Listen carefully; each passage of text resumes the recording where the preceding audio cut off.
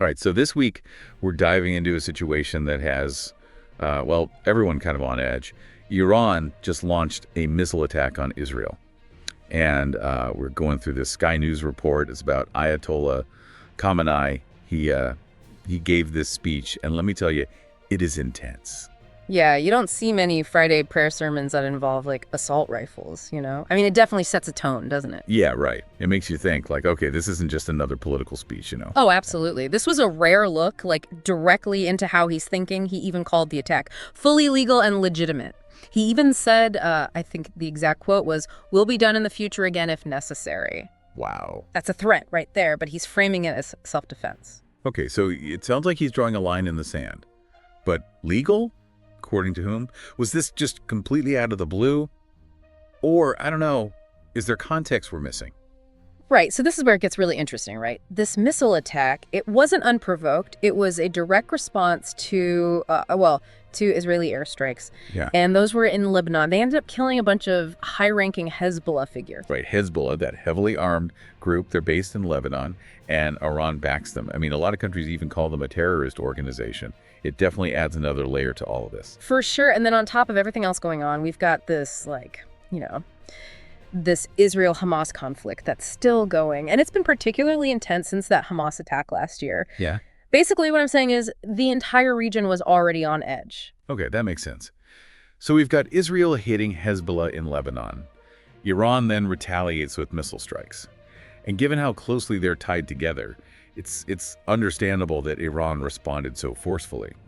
But was it actually legal, like Khamenei is saying? Well, international law, when it comes to, self-defense and all of that, it can get really murky, especially in a region with this much history of fighting. So there's wiggle room for Iran to justify this attack. I mean, think about it this way. If, someone slaps you and you respond by, punching them in the face, is that a proportionate response? It's tricky. Yeah. Some people argue that what Iran did was in line with that initial attack, and they're saying it falls under self-defense because of how close they are to Hezbollah. Right, like they see Hezbollah as basically an extension of themselves. Exactly, but then you have other people saying that lobbing missiles into another country, that just crosses the line no matter what. Yeah, okay, I get that. So even if you could argue that it was technically legal, was it the right thing to do? Was it morally justifiable? See, now that's the million-dollar question, isn't it? It all comes down to perspective, I think. Unfortunately, it's usually civilians who end up paying the price in these situations. But going back to Khamenei's speech for a second, he wasn't just talking about, what Iran did. He was sending a very specific message. Right, you mean that part where he calls on Iran's allies in the region? And I think I'm quoting this right. Double your efforts and capabilities. And he was talking directly about going up against Israel. Yeah, that's exactly what I'm talking about. He's basically giving a rallying cry, and that's what's really worrisome. It could make things completely spiral out of control. You're saying it's no longer just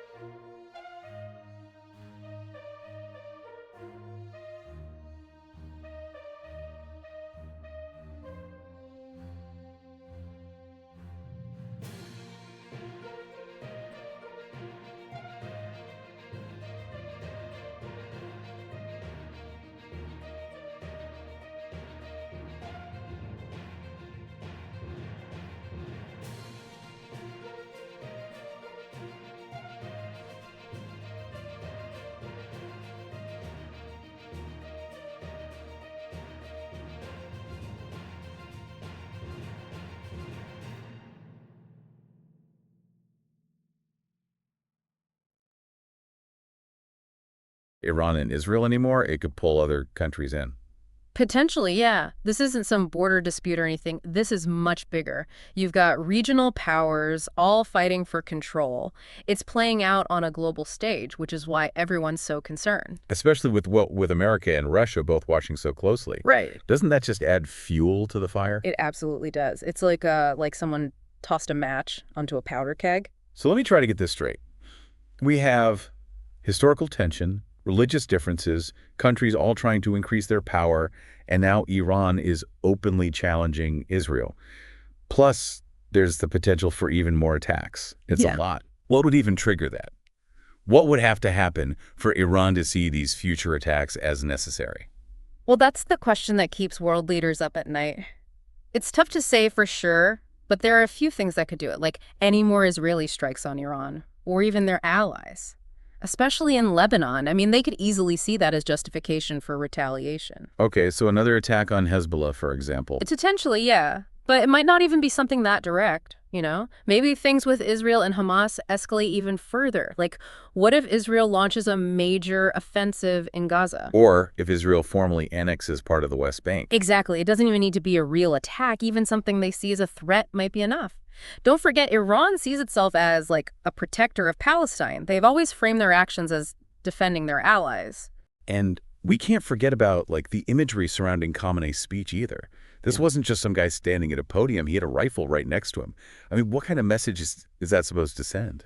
It's a powerful image, for sure. It projects strength. You know, like he's showing he means business. He's sending the message that Iran is ready to fight and that he's leading the charge personally. A rifle at Friday prayers. That's, Yeah. well, it's definitely a statement. It is, and it reminds us that religion and politics are inseparable in Iran. He's not just a political leader, he's a spiritual guide.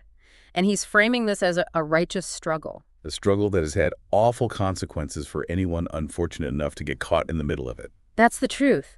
We can't forget about the human cost of all of this. Thousands of innocent people have already died. And it sounds like things could get even worse. This isn't just talk anymore, is it? It isn't. This has so many different sides to it. It could easily pull in the whole world. And this is just how it always goes with these things. One tiny miscalculation, one little event that no one sees coming. That's all it takes to make this absolutely catastrophic. Okay, so this all sounds incredibly bleak. Is there any hope here? Is there any way things calm down, or are we just staring down the barrel of a much larger conflict? That's the question, isn't it? And honestly, there are no easy answers. The whole situation is so volatile, and one wrong move could set everything off. So what now? Were we just waiting to see what happens? In a way, yes. But it can't be a passive wait-and-see approach. The international community, all of us, we have to do something. We have to push for restraint, for dialogue. We have to find a way to make peace. The alternative is just, well, it's just unimaginable. Right, of course. Yeah. Okay, so we've talked about what happened, why it happened, and what might happen next. But why does all of this matter to everyone listening? Why should they care about a conflict half a world away? That's the most important question, and it's one we should all be asking. This has the potential to affect every single person on Earth. This isn't just some abstract political thing either. We're talking about very real consequences that could have a direct impact. Like, take the global economy, for example. The Middle East, right? That's where a ton of oil and gas come from. If anything disrupts that, even if it's just the fear of conflict, that could be devastating. We could be looking at a global energy crisis. We all know how much gas prices can swing, even under normal circumstances. Imagine them skyrocketing overnight. Suddenly, everything costs more. Gas, groceries, everything. That's right. And it's not just about paying more at the pump either. Think about how much it would cost businesses to, transport their goods or to hit their buildings. This could cause massive inflation. It could destabilize the global economy. We could even be looking at a worldwide recession. Wow, the economic impact could be enormous. But it goes even deeper than that, right? Oh, absolutely. This conflict could also lead to even more terrorism and more instability around the world. It's honestly kind of terrifying to think about. And for good reason. Terrorism doesn't care about borders. We've already seen how fast these ideologies can spread online. It's easy for people to get radicalized, to feel like they have to resort to violence. And this conflict, with everything going on, it just makes it that much easier. Yeah, it feeds into this whole us versus them narrative. It makes people afraid, it makes them distrustful, and that's exactly what these extremist groups need to gain power. So it's not just about what happens over there, is it? This could easily spread to other parts of the world. It absolutely could. And that's not even factoring in the possibility of cyber warfare. Imagine a major cyber attack that cripples important infrastructure. It would sow chaos. It would undermine people's trust in their governments. Okay, so we've established that this could affect all of us, and not in a good way. But what can we do about it? It feels like such a huge, complex issue. Like we're just tiny pieces in this massive machine that's completely out of control. I get that. I really do. But we aren't powerless. What can we do? First, and this is the most important thing, stay informed. Don't just get your news from headlines or social media. Look for trustworthy sources. Read analysis from experts. And try to be aware of your own biases. Challenge your own assumptions. Like they always say, knowledge is power. For sure, 100%. The more we know, the better equipped we are to talk about these things. And to advocate for real change, we can hold our leaders accountable. Okay, education is key. But what about concrete actions? What can we actually do? Well, there are a bunch of different ways to get involved. You can support organizations that are providing aid to the people directly affected by the conflict, sending food, water, medical supplies, that kind of thing. You can also reach out to your elected officials and tell them how you feel. Tell them to focus on diplomacy, to try to find a peaceful resolution. Put the pressure on the people in charge and make them choose peace. Exactly. And, this might sound kind of, I don't know, but try having some real conversations with people who see things differently than you. I'll be honest, that can be tough. Yeah, I know, especially with everything going on right now. But it's more important now than ever. We need to come together to try to understand each other's point of view. We have to find common ground, Because ultimately, this is something we're all facing together. I truly believe that. The more we can work together, the better chance we have of creating a more peaceful world. I like the sound of that, a more peaceful world. That's what we should all be striving for. You're right. We do need to find ways to come together. But it's hard not to feel overwhelmed by all of this. We've talked about all the legal stuff, the alliances, and how this could affect the whole world. But let's go back to Khamenei's speech for a second. He said these attacks would be necessary. What does that even mean? What would make them necessary? Yeah, that's the question everyone wants the answer to. And unfortunately, Khamenei wasn't exactly handing out a rule book. So it's like he's being intentionally vague to keep everyone guessing. It could be strategic, yeah. But we also have to keep in mind that Iran's government, they aren't all on the same page about everything. Oh, right. What were you saying earlier about? Yeah. Iran isn't a monolith. You've got different factions, different ideologies within the government. Some are more extreme than others. Some are more willing to escalate things than others. So Khamenei have to kind of walk a tightrope between these groups. Precisely. By being intentionally vague, he can keep the hardliners happy.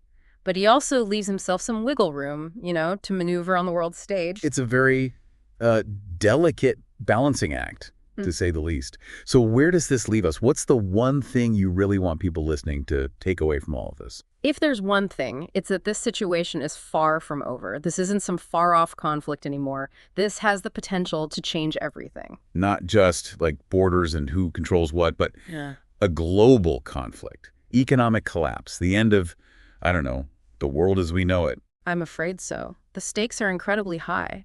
Every decision we make as individuals, as countries, as a planet, every choice has the power to decide what happens next. That's a lot to process. It is. But it's also a call to action, right? If we want to avoid the worst case scenario, we need to stay informed, stay engaged, and demand better from our leaders. You said it. The future isn't set in stone. We can change things, but only if we choose to act. And on that note, thank you for joining us for this deep dive. We'll be back soon with another episode. We'll explore a new topic and hopefully challenge how you see the world around you. Until then, stay curious. It's hard not to feel overwhelmed by all of this.